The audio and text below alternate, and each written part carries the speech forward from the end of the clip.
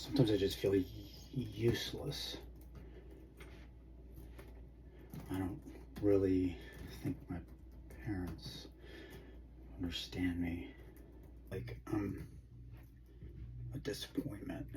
Took a check on a couple of tea times here, and oh, somebody was on the computer. What is this? What the?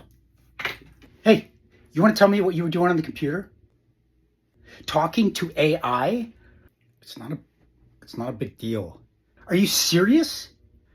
Can we just, you can't tell that to me? Do you know how stupid that is? Do you know how, I can't believe that you would go behind our backs, and you know how that makes me look? Stop talking about this, please. Tell you what, you're done with the computer, pal. You're done with it. You got that? There are many parents that have been in a position like this, and they felt nothing but really strong anger. But the truth of the matter is that's anxiety masquerading as anger.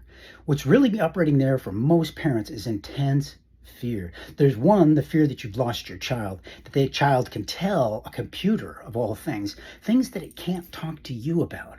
And it feels like hurt and pain. But there's also anxiety about what this means in terms of their exposure to negative influences. And it's terrifying for parents. We get really scared, and the first thing that we do is we clamp down, read them the Riot Act. The reality is, we just confirmed to them one of the reasons that they feel like they can't talk to us. AI and chatbots don't get angry. They have ultimate patience, and they often provide feedback that's complimentary and flattering in some ways, and it can feel good in the moment. Parents, we get angry, and that feels like we're doing something. We're protecting, but in reality, we may be driving them away in that moment.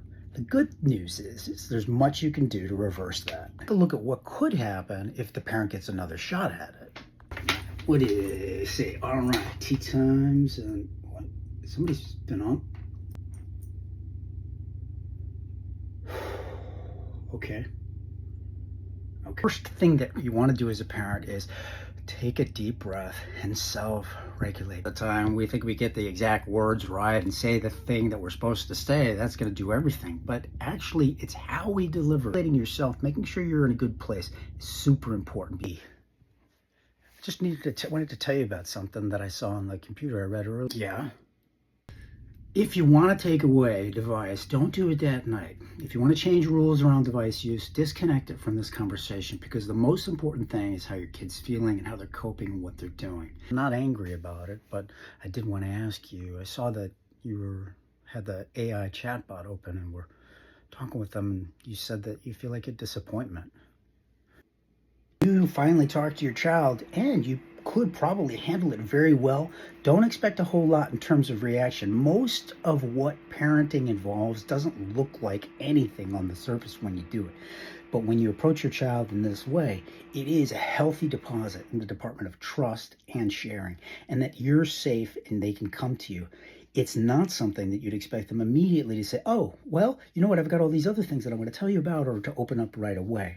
It's going to take time, and you've got to be consistent in continuing to do what you just did. Can we stop talking about this? I just want you to know I'm around, if you ever want to talk or anything like that. A kid who tells a machine something about themselves is a kid who wants to tell somebody something about themselves.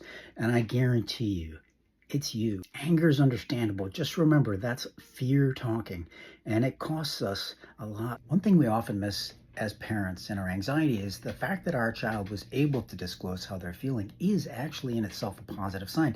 They're reaching out and they're trying to get help in some way, and it's up to us to make sure that we can be a part of that. What it is kids don't one day just announce that they're going to stop telling you certain things. They just stop. There are going to be times when they try something out, they test something, and doing it with AI may be the first attempt, but they're also going to be doing it with you as well. And how you react makes all the difference. So let's summarize the steps that you're going to be thinking about taking. Number one is you're going to regulate yourself. You're going to try to get yourself calm before you open your mouth. Number two is you're just going to name what it is that you saw, what was said, without any kind of charge, without any kind of judgment attached to it. You're going to focus on the feeling and how that person's doing. You said you're feeling this way and this way. How did it feel to actually say that? what were you hoping maybe that would happen when you shared that?